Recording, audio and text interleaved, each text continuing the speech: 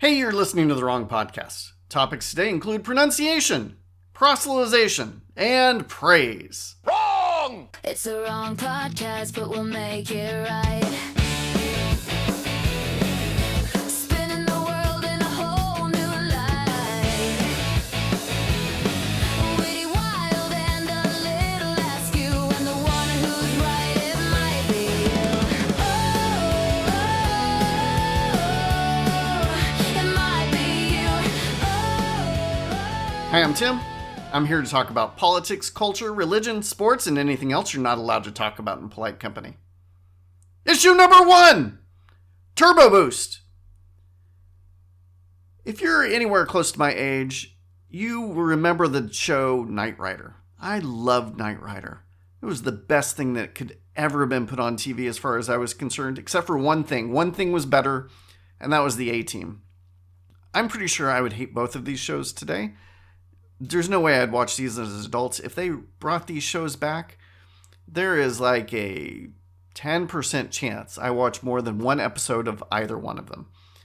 But when Knight Rider came out, I loved it. And if you don't remember, Knight Rider is about this guy played by David Hasselhoff, and he fought crime with the help of a smart car. It was a car with AI in it. I don't know if they said it was AI or just a computer, but the car's name was Kit. Kit had a personality. He was kind of snarky, and he had a particular accent. Do you remember Kit's accent? What is that accent? Is it British? It's not British, it's American. But it's not normal American. What is that? I talked to AI about this. That's the irony of this. While in my car, in fact. While in my car, I pulled up Gemini. I said, "Hey Google, what kind of accent is Kit from the TV show Knight Rider?" And I know for a certain percentage of you... So it just happened to me too. I knew that would happen to some of you. When I said that, it caused your phone to answer that question. And I didn't even think about how my phone would be sitting here while I asked that question. And my phone was very eager to tell me too. What kind of accent is that? It was Kit. And it didn't even occur to me that I was talking to an AI in my car about a car-based AI. And isn't it ironic? Don't you think? So the accent is it's a mid-Atlantic accent, or sometimes it's called a transatlantic accent. And it's basically this mashup of English and British. It's parts of both. You decide if it's the best parts or the worst parts. But it gives you this air of sophistication. There's no reason for increased volume. I am scanning your interrogatives quite satisfactorily. I am the voice of Knight Industry 2000's microprocessor, KITT for easy reference, a KIT if you prefer. Probably the person most well known for this kind of accent, and I truly believe she wasn't putting it on. It was really the way she talked, and that was Katharine Hepburn. You're so much thought and so little feeling, Professor. Oh, I am I? Yes, you am, are you? Your intolerance infuriates me. I should think that of all people, a writer would need tolerance. The fact is, you can't be a first-rate writer or a first-rate human being until you've learned to have some small regard for human Aren't the geraniums pretty, Professor? And I didn't start this conversation to tell you about the accent. I was curious about it while I was reading the story, and I thought you might be as well. The story is that there is a car museum in Illinois that has a replica of Kit. Kit was a Pontiac Trans Am that was kind of modified. It had this little red strobe light thing in the middle that went back and forth. I'm not sure what that red light was supposed to be doing, but it always went voom, voom, voom, voom. And I don't know, it was a sensor or it just told you that Kit was thinking about something. I don't know. But this car museum in Illinois, Illinois? You don't say the S in Illinois, you just say Illinois. This car museum, they have a replica of KITT. They don't have one of the actual production cars. They just made KITT. They bought their own Trans Am and modified it to look like the TV show car.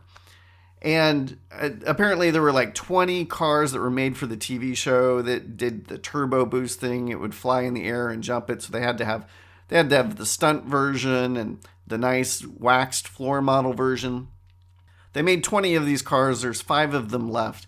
But there are a ton of people who have made replicas of KITT, which is the thing to do. If you get inherited a Pontiac Trans Am, you need to trick that out like KITT. That is absolutely the right thing to do.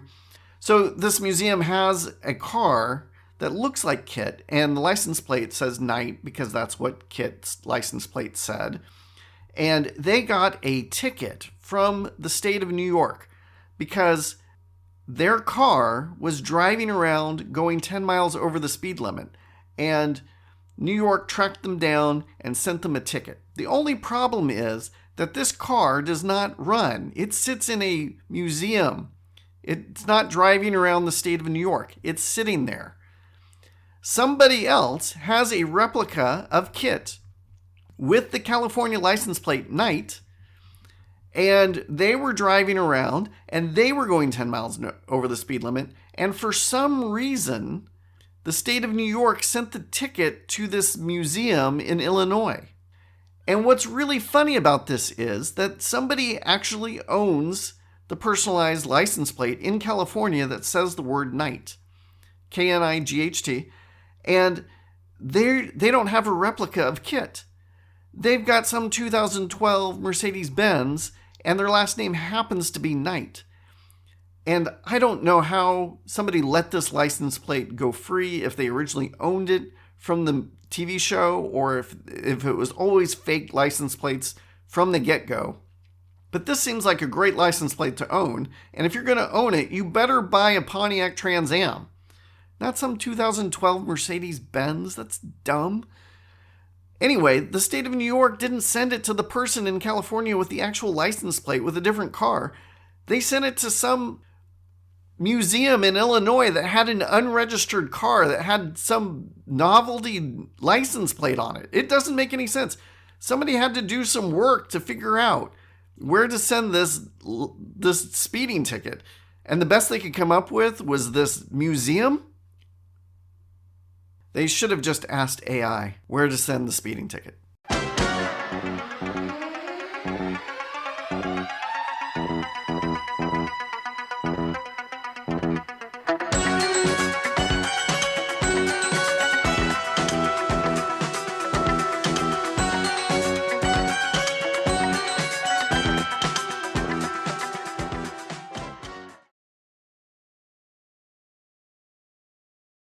Issue number 2, freedom from religion.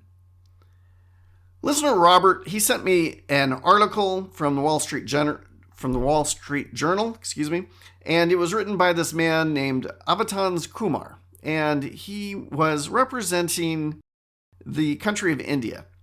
And what you may not know about India is that their current government is, I guess a good way to describe them is Hindu nationalism. So we here in the United States have this rise of Christian nationalism. Nationalism is on the rise everywhere in the world.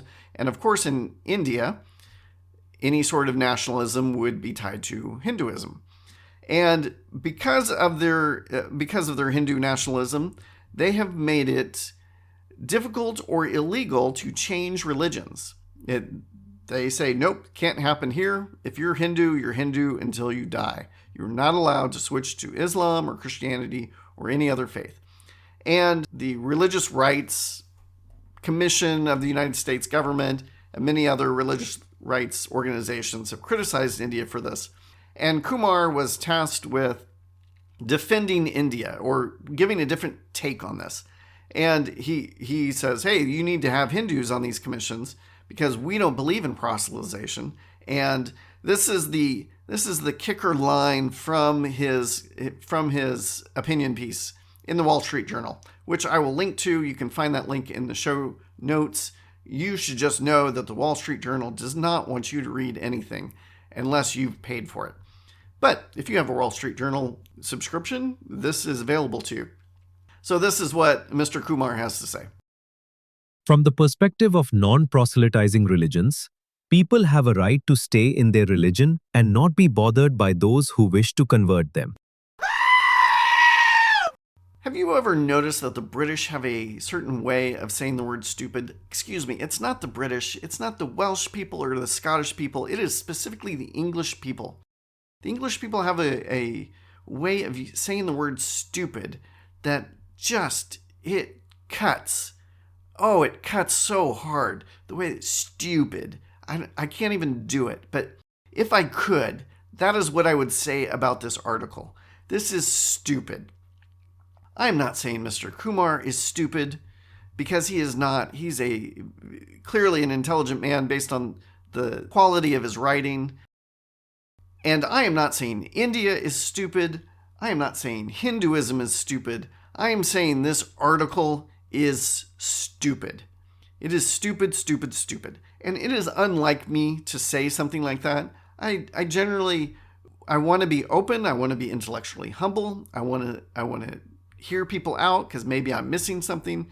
And for the sake of my own soul, I don't want to use the word stupid because it deteriorates my own soul. But I have to in this instance because this is stupid.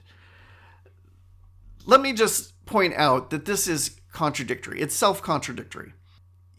He has this opinion about religion, that religion should not proselytize. And he is sharing with everybody what should change in culture and laws about other religions. He's saying, hey, if you're a part of a religion that proselytizes, you shouldn't be allowed to do that anymore. You should stop doing that. We should institute ways to make sure that you practice your religion in a different way. So he is sharing his opinion about religions and saying that other people should not share their opinion about religions. That's his opinion about religion, that nobody should share their opinions about religions. Like I said, the word stupid comes to mind. It's self-contradictory. You can't tell people how to practice their religion while saying that they should not tell other people how to practice the religion. Just think about it for half a second. And he is not the only person I've ever heard say this. This is a very popular idea from non-religious woke people. I've come across it before. Not the first time I've heard this. Just didn't expect it from somebody who's getting published in the Wall Street Journal. The second problem with this idea that people shouldn't be bothered by those who wish to convert them, and let me just be clear, I get it that you don't think people should be compelled. You don't think people should be forced to change their religion. I agree with you. I think that would be wrong. I think that would violate people's freedom of religion. That would be bad. I don't mind saying that shouldn't happen. I think that's a very bad idea. You should not force somebody into your religion. Proselytizing is not forcing people. Proselytizing is talking. It's evangelism. It's sharing what you believe to be true. And the problem with saying this about religion is that it is very difficult to define what a religion is. You have in your head the center place of all the things that might be considered a religion. You might be thinking of Catholicism or Hinduism or Islam or Christianity, but once you start exploring the bounds of religion, it gets very hard to define what a religion is. It's not just the 4 to 8 main religions that you have in your head. There's all kinds of religions that don't fit neatly into the box of what you think of as a religion. For example, people have done lots of studies. They've done academic research into how people practice veganism and how similar it is to a religious practice for many people, for many vegans. Same thing with CrossFit. Same thing with college football and the anti-vax movement and QAnon conspiracies. These all fit a very religious framework for a lot of people who are really into them. It is indistinguishable what a religion is and how certain people live out their veganism or their vegetarianism or how they follow their favorite college football team. It's very similar to a religion. It's very similar to how people follow Jesus Christ. And I'm not saying they're all the same thing. I'm for sure not saying they're all equal. I'm sure saying the way that people place these things in their life is religious. And so, if somebody wants to tell me about how great Notre Dame football is, I can't tell them, no, you're being religious. You're not allowed to tell me about that thing. You're not allowed to tell me how great it is, how much it enhances your life to follow this football team every Saturday. You're pressuring me to do the same thing. It's a dumb argument. Think for just half a second before saying things like this. Please.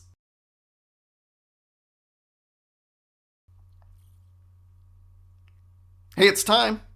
What are the rules? Oh, what are the rules? What are the rules?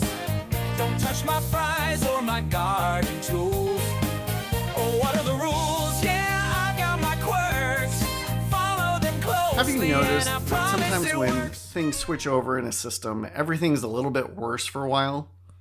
That is exactly what's happening with me and my phone.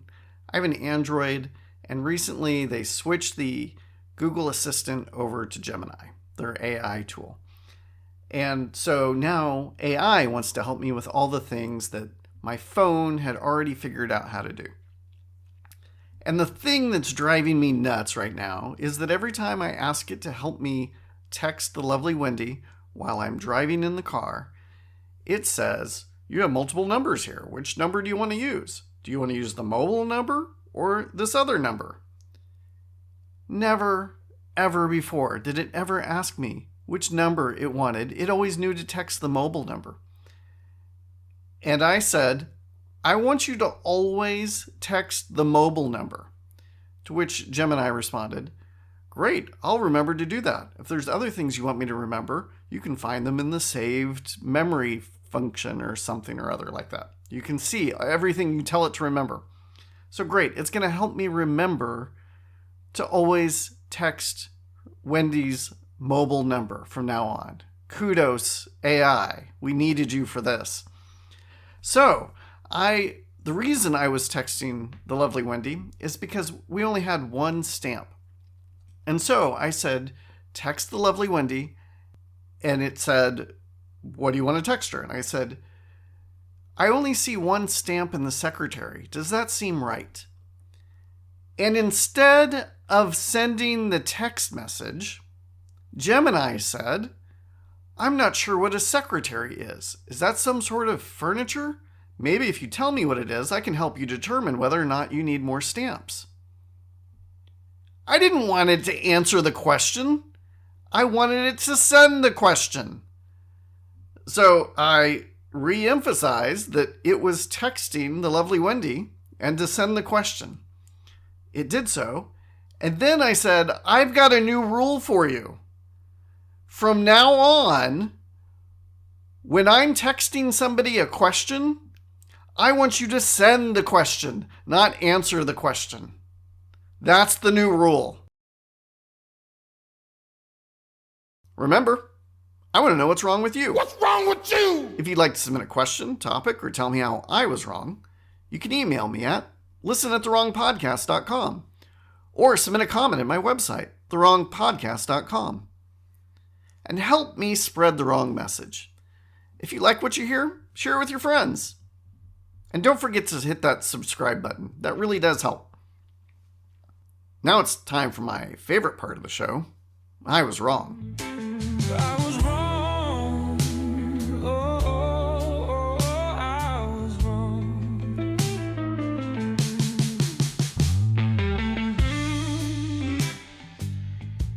My last episode, I talked about the New York Football Giants kicker Young-Ho Koo.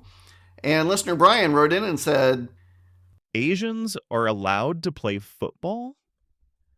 Why would you say that?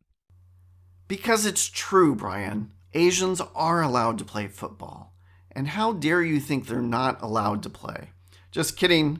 That's not what Brian was saying. Brian, of course, thinks Asians are allowed to play football. He's questioning why I felt the need to even clarify that Asians are allowed to play football, because of course they're allowed to play football. And I will just point out again, the kicker's name was Young Ho Koo. That seems a little foreign in the American football scene. And we all know that there is a number of people who don't think that somebody with the name Young Ho Koo is likely to show up on a football field.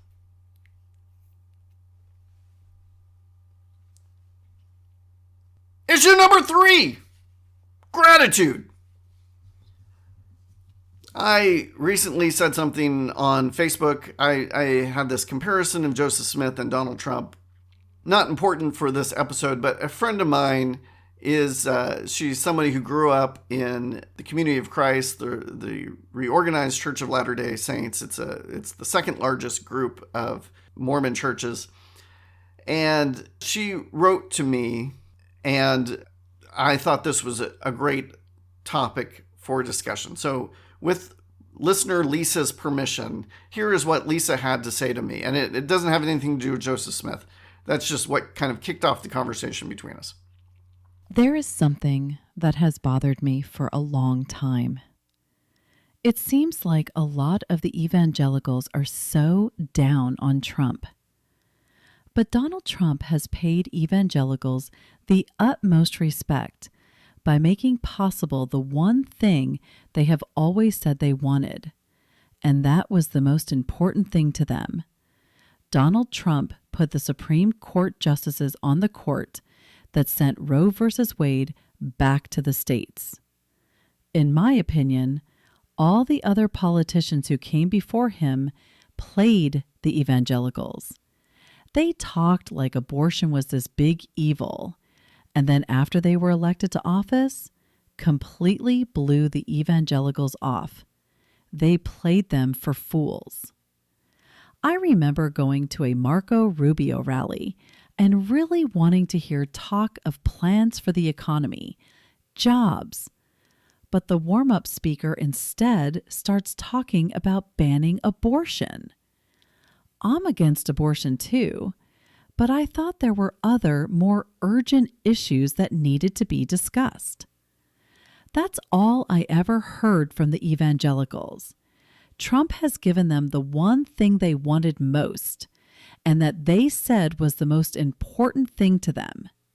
Now, I know that it is unreasonable to expect evangelicals to pay a total blind eye to all the president's many faults and sins. But I see no gratitude from them at all, which to me is distressing. Thank you, Lisa. This is something I've been meaning to get to, and I'm going to praise Donald Trump. I'm gonna go through a number of things I think Donald Trump has done well. And for some of you, this is going to be very hard to listen to. I am not a person who thinks Donald Trump is a fascist. I don't think that's the correct word to use for him. He for sure likes authoritarianism, but if you were a fascist, you wouldn't have walked away from the presidency after declaring that you were cheated in 2020. If you were a fascist, you would have overturned Obamacare. Donald Trump is not a fascist, though there are certain qualities of him that might rhyme with fascism, for sure. I understand why people are tempted to use the word, but I am not the kind of person who calls him a fascist. I've heard Chris Christie say that if you were in the room with Donald Trump, you would like him. He is magnanimous. Oh man, let's see if I can do this one. He's magnanimous. I'm sure Chris Christie didn't use that word because he knew he couldn't say it. He's a likable person. He's charismatic. He is the biggest person in the room. You would be drawn to him and you would like him. I think that would be true of me too. I would find things I like about Donald Trump. I would think he was funny. Some people cannot hear that. They think he is only evil, and everything he has done is awful and evil and the worst of the entire history of America. And I don't necessarily think that's true of Donald Trump. So if that's a problem for you, please know I'm not going to say very much negative about Donald Trump in this segment. You can go back and listen to my previous episodes. If you think I'm a sycophant for Donald Trump, please go listen to my previous episodes. I very clearly am not a person in the camp with Donald Trump. And I'm doing this so that I can eventually get to Lisa's point that I'm not showing gratitude to Donald Trump. Why am I not more grateful? Before I get to that, let me just clarify that she is not talking about all evangelicals, because if anybody is grateful for Donald Trump and is enthusiastic about Donald Trump, it is the evangelicals. Evangelicals are his core support. His core support is mostly made up of evangelicals. That's not true of all evangelicals. I'm an evangelical. I am not a supporter, but by and large, most of the people who like Donald Trump are evangelicals. There is a subset of us who don't like Donald Trump. And Lisa raises a good point. Why are we not more grateful? First off, I am grateful that Donald Trump prevented both Hillary Clinton and Kamala Harris from becoming president. I don't think either one of them were qualified to be president. I didn't vote for either one. I didn't vote for Donald Trump either, but I could not bring myself to vote for Clinton or Harris. I am glad they were not president. He did his job. He kept them from becoming president. One of the first things he did was massive tax cuts. I like people having their own money. I think that's a good thing. I want people to be in charge of their own money. I'm grateful for his tax cuts. In general, the United States has become a net exporter of energy. We create and ship out more oil than we bring in. We're not energy independent, and our net export doesn't free us from the world global oil market by any means. It would be impossible to do that. We're not an isolationist country when it comes to energy. That's impossible. But we produce more oil than we bring in now. I think that's a good thing. He has made that possible. Criminal justice reform. This is kind of on the down low, but he signed into law some serious federal criminal justice reform that needed to happen. And there should have been more talk about this. And it was good and fruitful and continues on to this day. The Defense Production Act, he invoked that during the COVID pandemic. I thought this was a very good idea. He got companies to focus their efforts on making sure that we could get through the pandemic in the quickest way possible. And the best thing he did was Operation Warp Speed. Hands down. I'm going to always praise him for Operation Warp Speed. This is how he gave money to pharmaceutical companies, and he cleared the path. He lowered some bureaucratic speed bumps so that they could produce the vaccine against COVID-19 as quickly as possible. And there are people who are screaming right now because this was the absolute worst thing he could have done as far as they're concerned, because they hate vaccines and they think this vaccine is a killer. And I don't see it. As far as I can tell, this vaccine saved lives, and it's continuing to save lives. And it's turning out that people who got vaccinated for COVID-19 are now much more likely to live if they get diagnosed with lung cancer. And the vaccine, to be sure, was not everything that we were promised it was going to be. We were told that the vaccine would lower transmission, and it didn't substantially do that. But it did make it less likely for people to die if they had the vaccine. That is a very good thing. And then the fact that they got this vaccine out as quickly as possible is a credit to Donald Trump. It really is. He did the right thing, and lives were saved because of it. In both terms, in both his first and second term, he has closed the southern border. There there's a lot that needs to happen politically for our immigration system to get fixed. There's about 8 different things I could name that need to happen. Closing the southern border is one of them. And getting the other 7 through, it's going to require the border being closed before people feel comfortable enough to say, okay, you're here illegally. We're going to go ahead and give you amnesty. We may not necessarily give you citizenship, but we're going to say that you can stay. You've been here for 20 years. You're paying your taxes. People aren't going to go for that kind of thing until the southern border is closed. And he has prioritized closing the southern border. I think remain in Mexico was a good idea for people who are coming from Guatemala or Costa Rica or Ecuador, or wherever they might be coming from. I think what he has done there is good. Lina Khan was the FTC commissioner for Joe Biden, and she is the main reason all of those tech bros lined up behind Donald Trump. Jeff Bezos and Mark Zuckerberg and everybody else in Silicon Valley who has $1 billion got behind Donald Trump. And the reason they got behind Donald Trump is because of Lina Khan. And Lina Khan created a very hostile environment for businesses. She made it hard for businesses to grow. She made it hard for businesses to merge. She is an anti-business ideologue. And she is the main reason Donald Trump got so much money from Silicon Valley. I think it's good that Lina Khan is gone. I think a pro-business environment is the right thing, and Donald Trump has instituted that. Selling weapons to Europe for Ukrainian defense is a good idea. We have these weapons, we have these defense capabilities, we have all these defensive companies here in the United States. I love that Donald Trump is allowing Ukraine to use these weapons as long as somebody's buying them. And having the other European countries buy them is great. I would love for us to support Ukraine more. But at minimum, this is great. It's great for the United States. It's great for Ukraine. It's bad for Russia. That is good.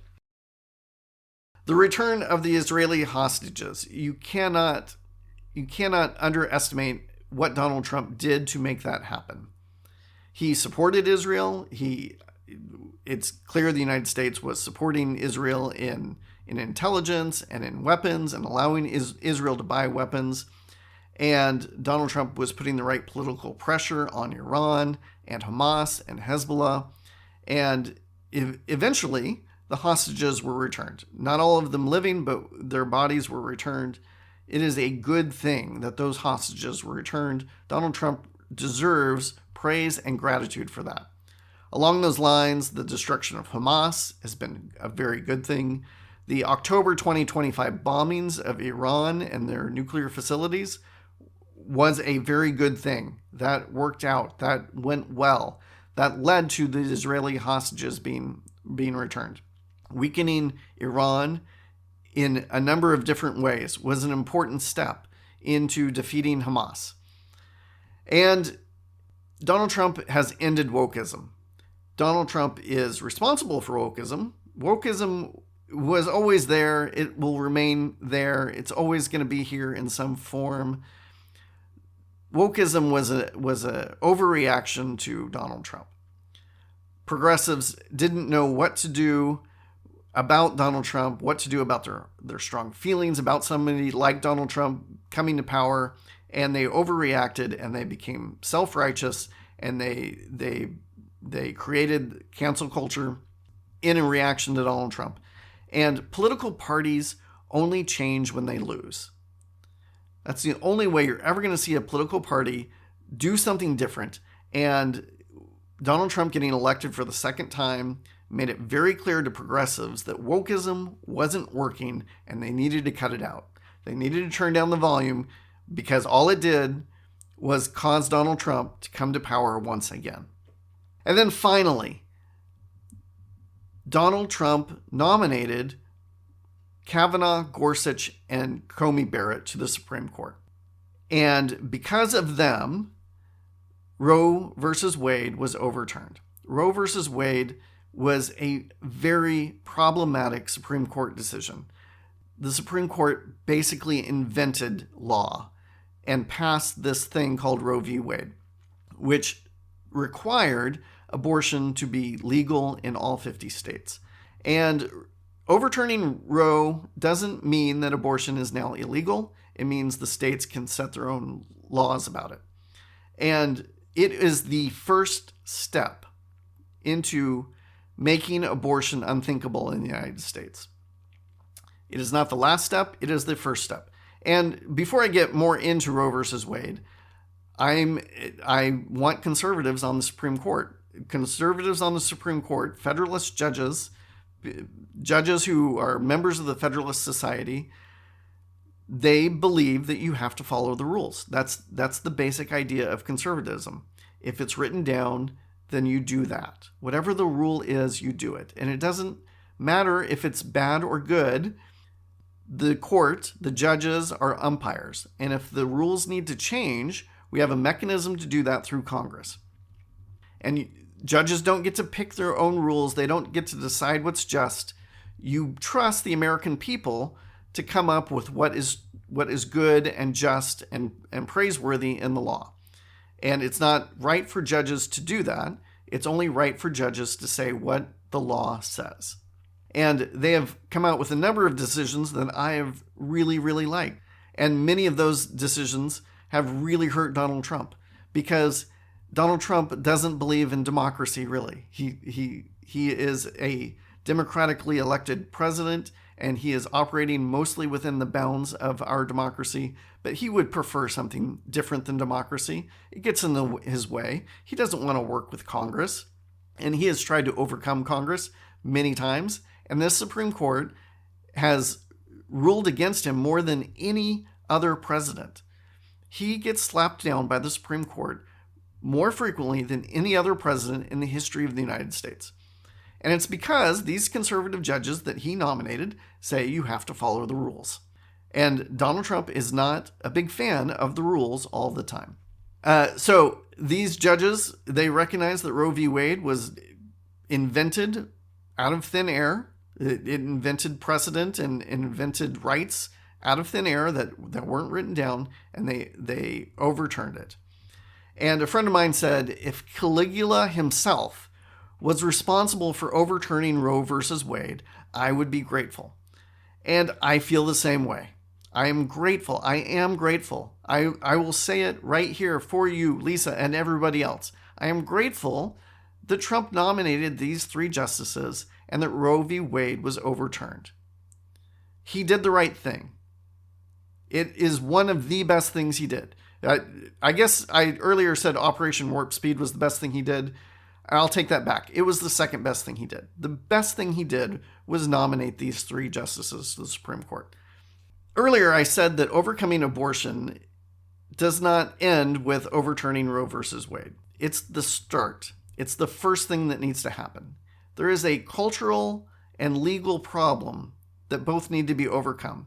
And the legal issue was caused by Roe versus Wade. And that has been removed.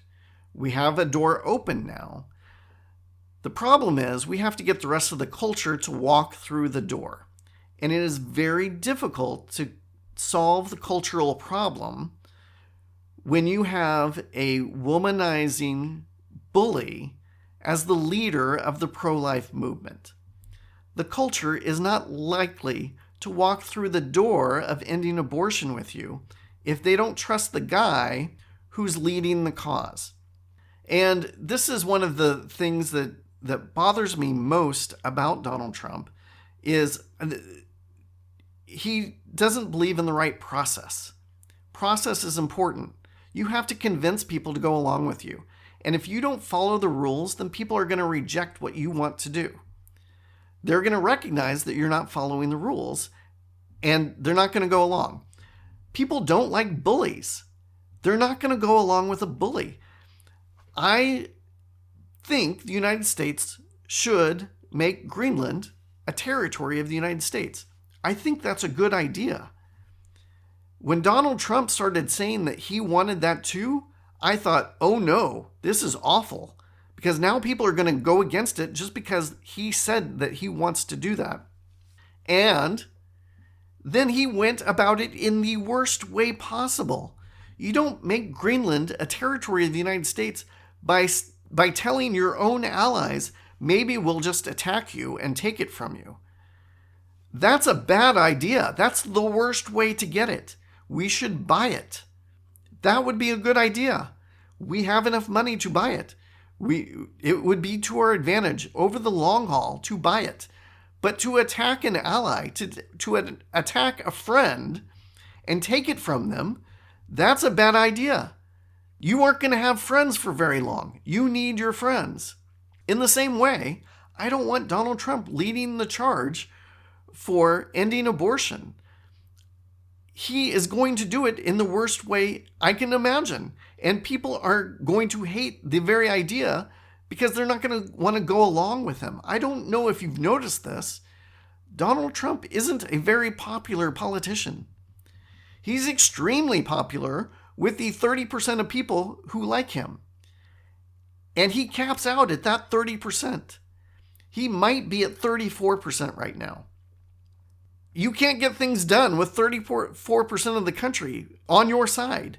You need a lot more than that, particularly with something like abortion that's been around, it's been a part of our country for the last 50 some odd years. And something that many people are unaware of is that since Roe v. Wade was overturned and since Trump has become president, abortions have gone up. Many states have made them against the law, and despite that, the number of abortions has gone up. It's counterintuitive. And I'm not saying that Donald Trump is the reason abortions have gone up. Monocausal explanations are almost always wrong. I'll say that again. Monocausal explanations are almost always wrong. Donald Trump is not the reason abortions have gone up, but he is a reason that can't be ignored. I think that abortion should be illegal. It doesn't get past me that we have the lowest abortion rate in our history while Barack Obama was president.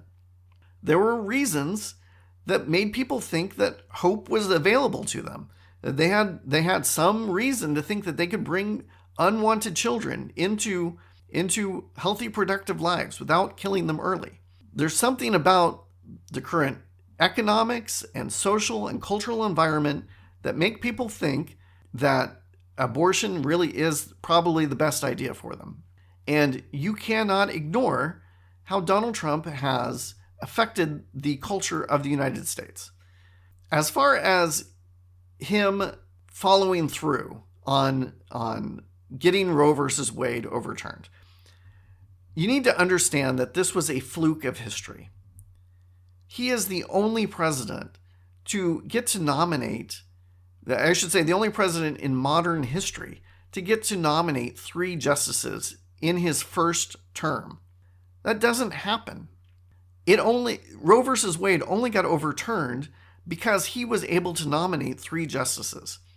And one of the reasons he was able to do that was because Mitch McConnell manipulated things to his advantage. Mitch McConnell stole a justice from Barack Obama. He did not allow Barack Obama to nominate somebody when it was his right to do that. He really did steal it. There's no other way. It was the worst political shenanigans that I can think of in my lifetime, that Mitch McConnell took this nomination away from Barack Obama. That was one nomination that Trump did not deserve. The other was that Ruth Bader Ginsburg held on until the day she died. And it was clear to people before Trump was president that she wasn't going to make it through the next 4 years. And she could have stepped down and allowed Barack Obama to replace her. She did not. Now, that's likely to happen again with somebody like Clarence Thomas. But that is a fluke. You cannot count on a Supreme Court justice dying while you're president of the United States. And that fluke of history happened to hit Donald Trump. And he did his job. He said he would nominate Federalist Society justices, and he did. He didn't do anything that Marco Rubio wouldn't have done if he was president. He didn't do anything that Ted Cruz wouldn't have done if he was president. If Mitt Romney, I almost called him Mitch Romney, because Mitch McConnell, that's why. If his name isn't Mick, why am I calling him Mick Romney? His name, he's not Irish, he's Mitt Romney. If Mitt Romney had been president, he too would have nominated those 3 justices, or justices very similar to them. Donald Trump did his job. He did what he said he was going to do. He didn't do anything unique, though. He just got lucky with the situation. A friend of mine, he likes to say that Donald Trump is the most pro-life president in American history. And this is not at all true. He happened to do the thing that was the most consequential for the pro-life movement in American history, but he is not the most pro-life president in American history. Donald Trump is pro-choice. He just happens to be slightly less pro-choice than Joe Biden and Kamala Harris and Hillary Clinton. And he has made the Republican Party a pro-choice party. He is a very transactional person, and he wanted to win the presidency as a Republican. And the only way he could do that was to say, if you give me the presidency, I will give you the justices. And he upheld his side of the bargain. And then he immediately cut the pro-life movement out of the Republican Party. Go look at his platform for the 2020 election. Go look at his platform for the 2024 election. You will not see anything about the pro-life movement in either one. In fact, he's worked against the pro-life movement ever since then. In this presidency, he has done things that are against the pro-life movement. He is funding Planned Parenthood. He is funding IVF.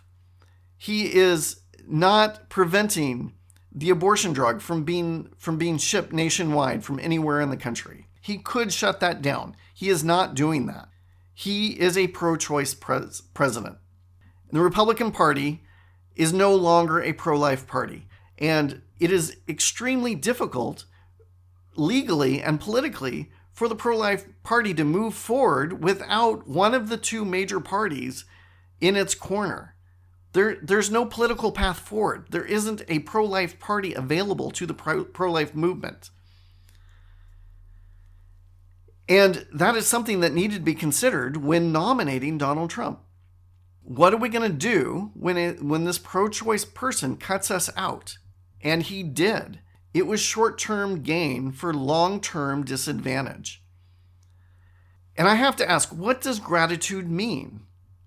Do I have to go along with abuse and incompetence and corruption out of gratitude? I've said I'm grateful. I recognize what he did. I give him the proper respect for doing what he said he was going to do.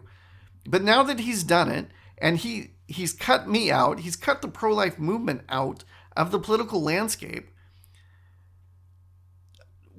how much more gratitude do I need to give him? He doesn't want anything to do with my ideals or goals. Shouldn't he be more grateful to the pro-life movement? Shouldn't there be more gratitude from him? There's no gratitude from him. He's done with us. We're out.